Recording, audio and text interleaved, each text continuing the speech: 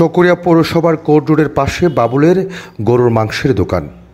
আশপাশের লোকজন তাকে কসাই হিসেবেই চেনে। বাড়ি এখানে ছিল ওনার দোকানে, এখানে প্রতিদিন গরু জবাই করতো, বিক্রি করতো, এভাবে জানতাম আর কি।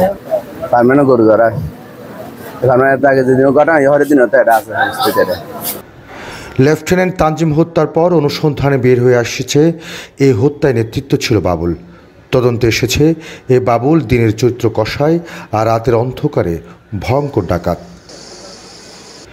বিভিন্ন খামার অথবা গোয়াল থেকে ডাকাতি করা গরু দিনের বেলায় জবাই করে বিক্রি করত সে। সেনা কর্মকর্তা তানজিম হত্যার নেতৃত্ব ছিল এই ডাকাত বাবুল।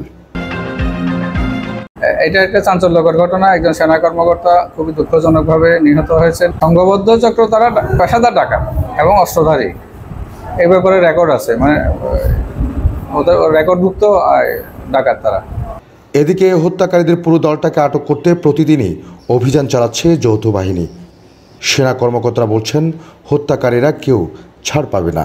আমাদের অফিসারের গায়ে হাত দেওয়া এবং আলটিমেটলি আমরা আমাদের এক অত্যন্ত সাহসী কর্মদক্ষ একজন অফিসারকে হারিয়েছি। খুব সহজে এটা আমরা ছাড়ব না।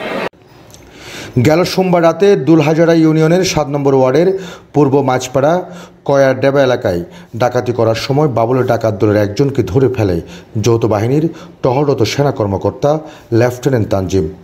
তাকে ছিনিয়ে নিতেই ডাকাত বাবুল ও নাসির তানজিমকে ছুরিকাঘাত করে। গুলিকে বাড়ানো পরে তারপরে টস মারি ডাহাই যখন গিয়ে গই জনের পরে এলিভেটর সেনাবাহিনী আনলই প্রায় 2 বার মতো ফিসে, তারপর 2 বার অনেক আগে ডাহাই। ফোন ও 2টার দিকে ডাকাত আসছে শুনছি। ডাকাত আসা শোনার পর এখানে দস্তাদস্তি হতে 2জন লোক মেরে ফেলতেছে এরকম করতেছে। এরকম করার পর কিছুক্ষণ পর একটা ফায়ার হয়েছে। ফায়ার পর কিছুক্ষণ পর একটা গরুকে জবাই দিয়ে গড় গড়াচ্ছে। ওই 10 মিনিট পর গড় গড়াইছে, ওর গড় একটু নিজাম হয়েছে।